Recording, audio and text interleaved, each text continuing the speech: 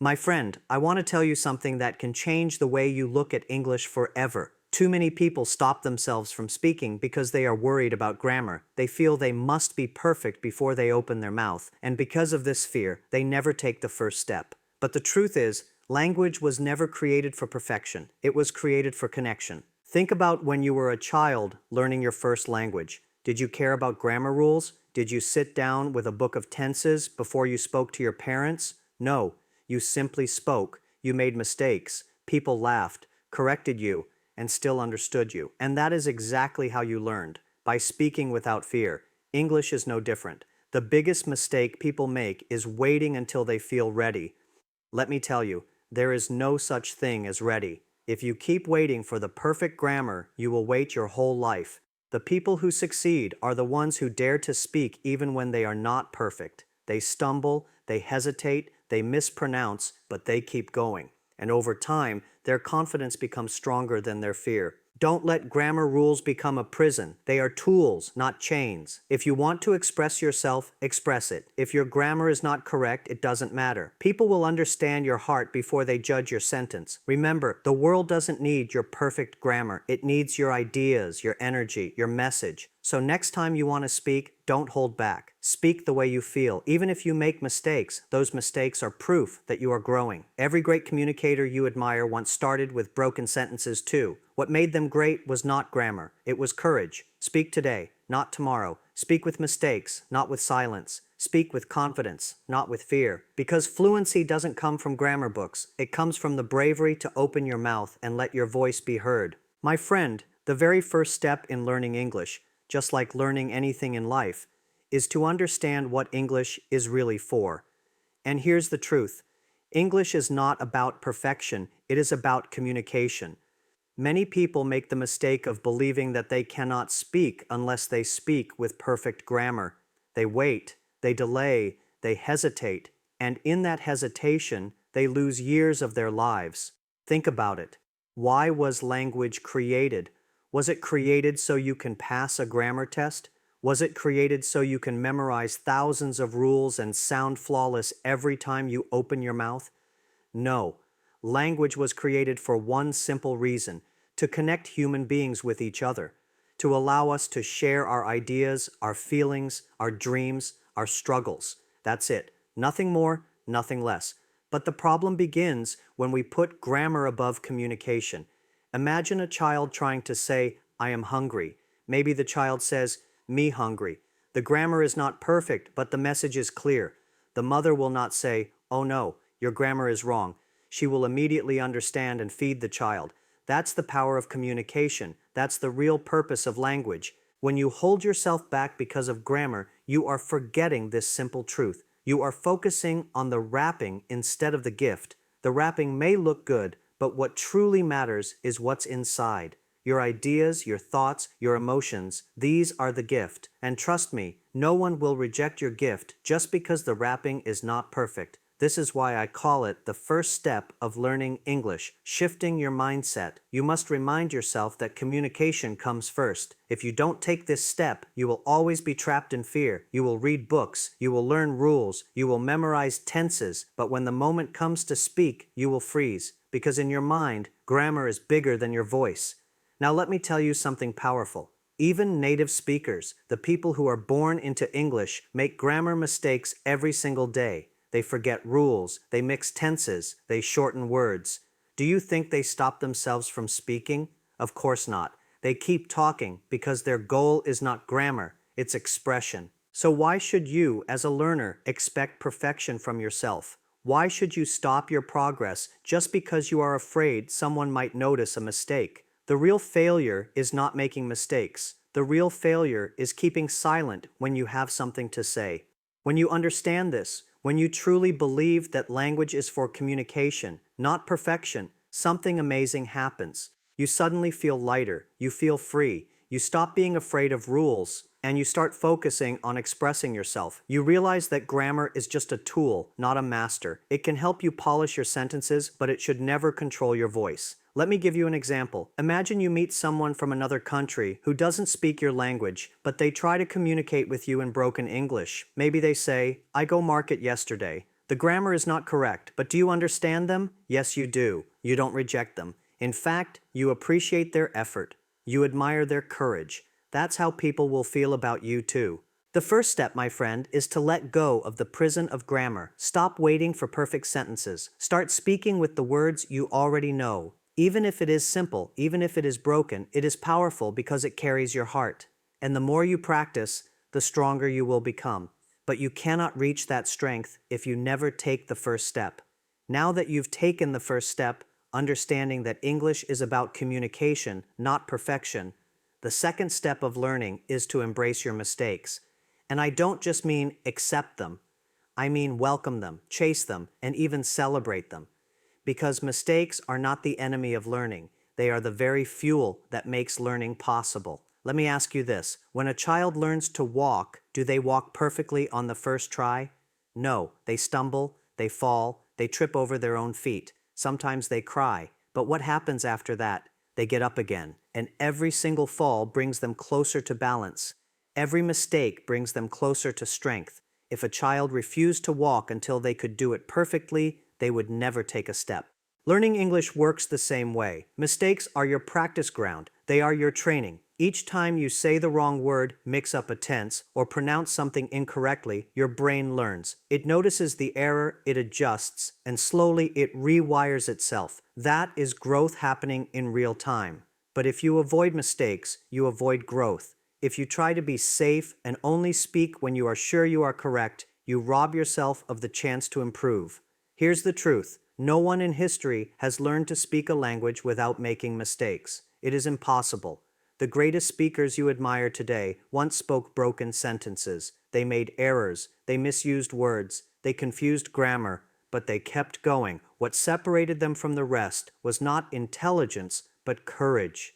They allowed themselves to be learners. They allowed themselves to fall so they could rise stronger. This is why I call it the second step of learning, to see mistakes not as failures but as stepping stones. Every mistake you make in English is actually proof that you are moving forward. If you are not making mistakes, it means you are not trying, you are not stretching yourself, you are not growing. Mistakes are evidence that you are alive in the process of learning. Think about how we treat mistakes in school. Too often, mistakes are marked with red ink, punished with low grades, and used as a way to measure weakness. But in real life, mistakes are not punishments. They are feedback. They are signals telling you where to focus next. Instead of being ashamed of them, use them as guides. Imagine this. You try to say, I have been studying English for 3 years, but you end up saying, I studying English 3 year. Someone corrects you. In that moment, you feel embarrassed. But look closer. What actually happened? You discovered the gap in your knowledge. You received a free lesson. And that mistake, that small embarrassment, will likely stick in your mind far longer than a rule you memorized from a book.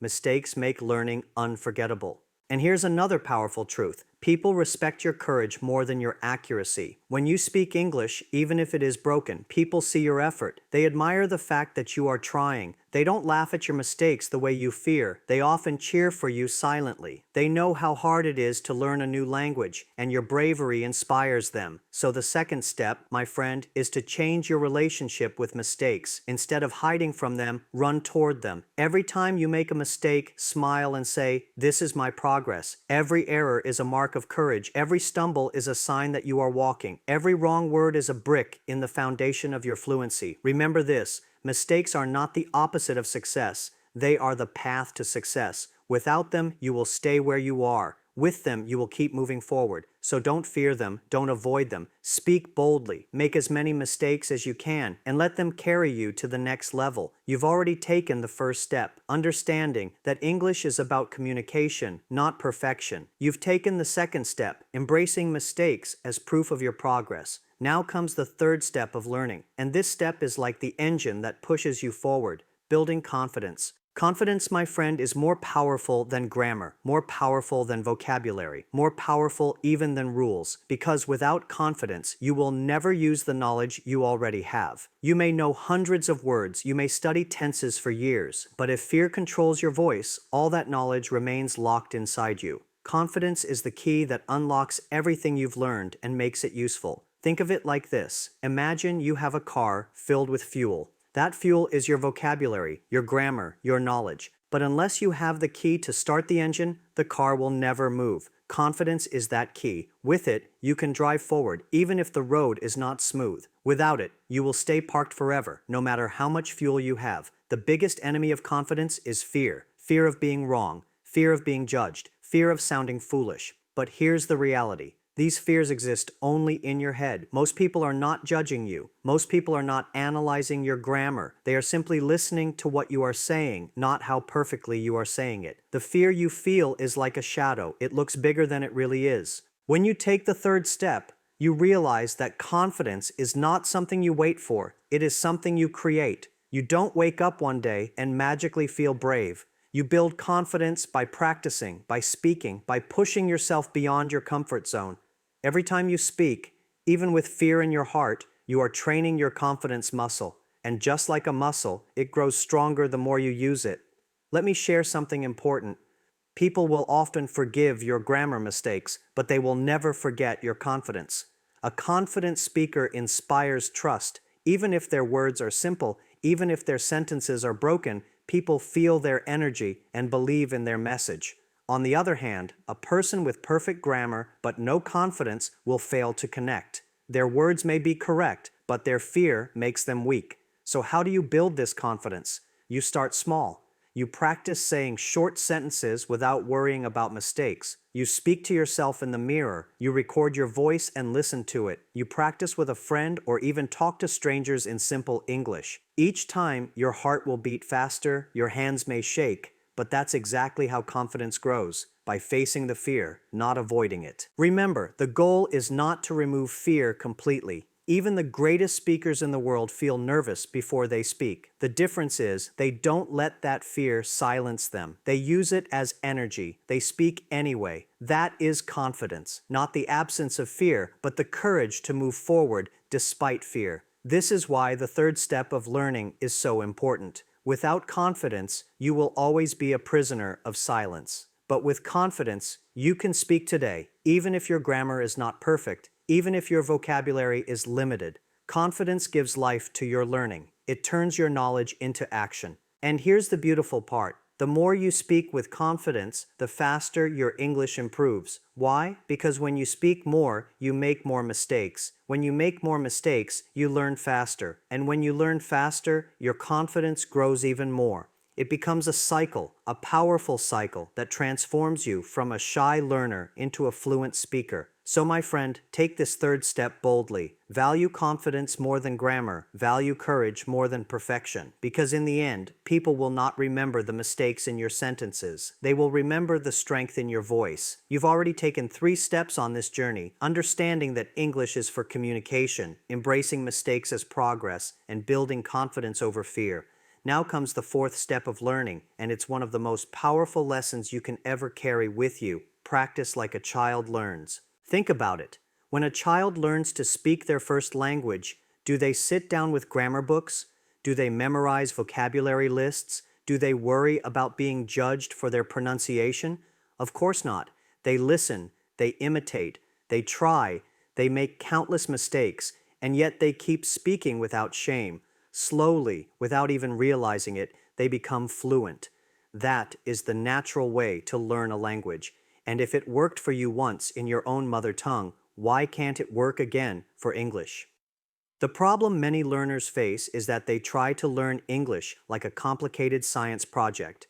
They chase perfection, they overload themselves with rules, and they treat mistakes like disasters. But a child doesn't do that. A child is fearless, a child is playful, a child experiments with words and doesn't stop just because they sound funny. That playful practice is exactly why children succeed so quickly. So the 4th step is simple yet life-changing. Bring back the child in you. Stop treating English like a scary exam and start treating it like a natural skill. Speak freely, even if it's broken. Copy phrases you hear from movies or conversations just like a child imitates their parents. Repeat them out loud even if you don't fully understand the grammar yet. Trust the process because understanding will come with time. Let me give you an example. A child doesn't say, "I won't speak until I learn all the tenses." No, they start with one word, water. Then they say, "want water." Then one day they say, I want water. And eventually they build entire sentences. But it happens step by step through practice, not through fear. You must allow yourself the same freedom. Start with simple words and phrases. Speak in broken sentences if you need to, but speak. The act of speaking is practice, and practice creates fluency. The more you practice, the more your brain absorbs the rhythm and structure of the language naturally, without you forcing it. Another secret children use is listening. Before they ever speak, they spend years listening to people around them. That's why you must surround yourself with English too. Listen to English songs, watch English videos, hear conversations. Even if you don't understand everything, your brain is absorbing patterns, sounds, and intonations, just like a child's brain does. Later, when you speak, those patterns will come out naturally. Now here's the part many adults struggle with. Children are not embarrassed by mistakes. They laugh, they try again, they move on. But adults are afraid of looking foolish. Adults want to be perfect, and this fear slows them down. If you want to learn English the natural way, you must let go of this pride. Be willing to sound like a beginner. Be willing to laugh at yourself, because that humility opens the door to rapid growth.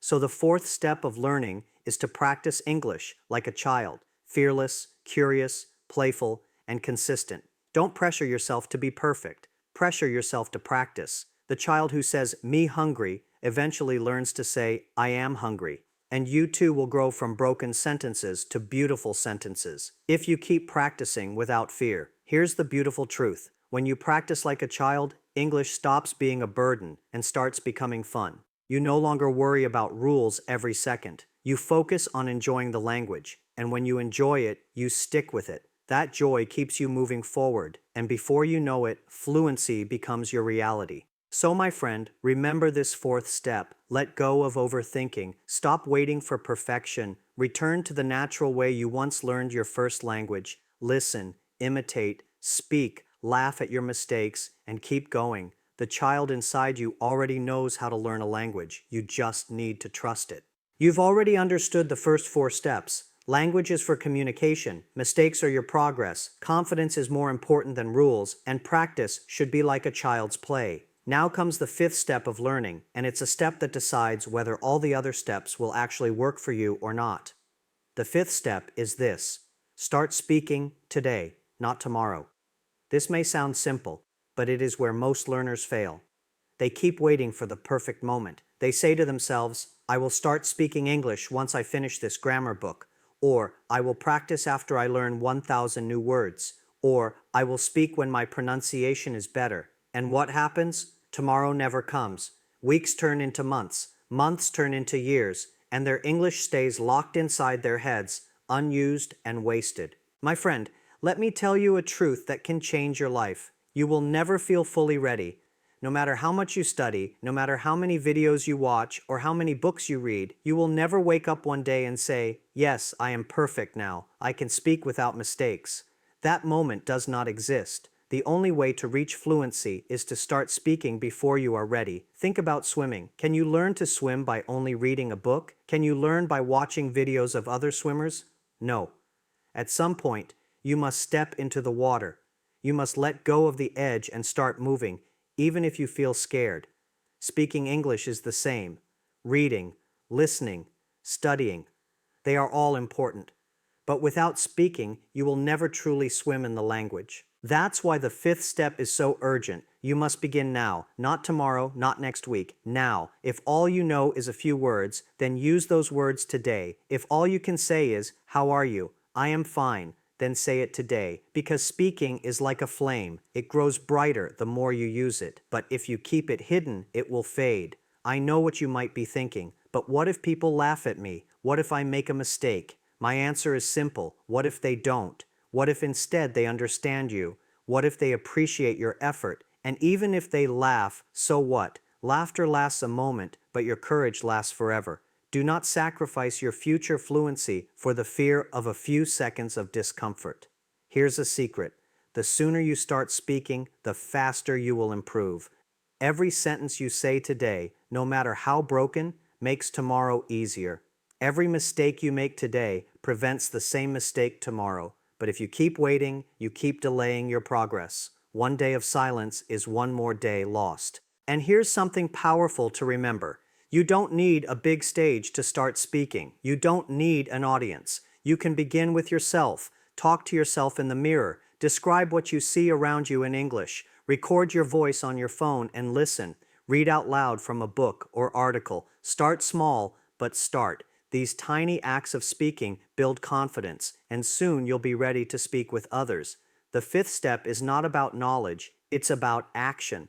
Too many learners collect knowledge like trophies but never use it. Don't be that person. Be the person who takes action. Be the person who speaks today, even if it's not perfect. Because fluency doesn't come to those who wait, it comes to those who begin. So, my friend, don't push this to the future. The perfect time will never arrive. The only perfect time is now. Take this fifth step boldly. Open your mouth. Use the English you already have. It doesn't matter how small it is. What matters is that you use it today. Because the journey to fluency doesn't start tomorrow. It starts the very moment you dare to speak. You've already walked through 5 powerful steps. Understanding communication comes before perfection, embracing mistakes, building confidence, practicing like a child, and starting today instead of waiting for tomorrow. Now we arrive at the 6th step of learning, and this step is what gives real meaning to everything you've been practicing. Your message is more important than your grammar. Think about it carefully. Why do we speak at all? Why do we use language? It's not to impress people with perfect tenses or to show off a flawless vocabulary. We speak because we want to share something, an idea, a story, a dream, a piece of advice, a moment of connection. The real value of communication is not in the rules, but in the message. Imagine this. Someone is drowning in a river. You want to save them. Do you think they care if you shout, "Help, he is drowning," or "Help, he drown"? No. The message is what matters. The meaning is clear, and that meaning is powerful enough to save a life. This is the truth about language. People don't remember your grammar, they remember your message.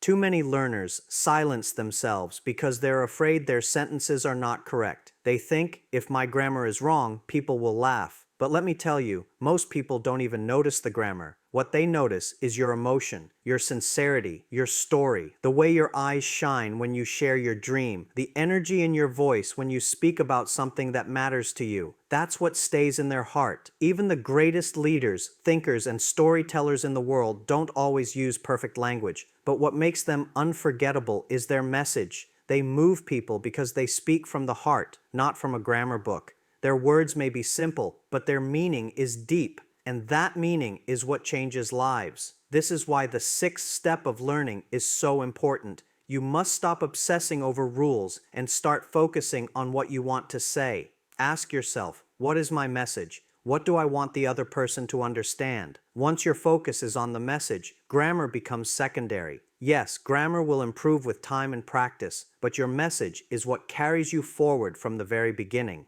Let me give you an example. Imagine you are in a job interview and the interviewer asks, "Why do you want to work here?" You could say in broken English, "I like this company, I think here I can learn more, and I want to give my best." The grammar may not be perfect, but the message is clear. You are eager, motivated, and willing to grow. Do you think the interviewer will reject you because of grammar? No. They will hear your passion, and that passion is far stronger than any grammar mistake. The world is full of people who speak perfect English but have nothing meaningful to say. Don't aim to be one of them. Aim to be the person whose words carry weight because they come from truth and sincerity. Even if your sentences are simple, even if your vocabulary is limited, let your message be rich.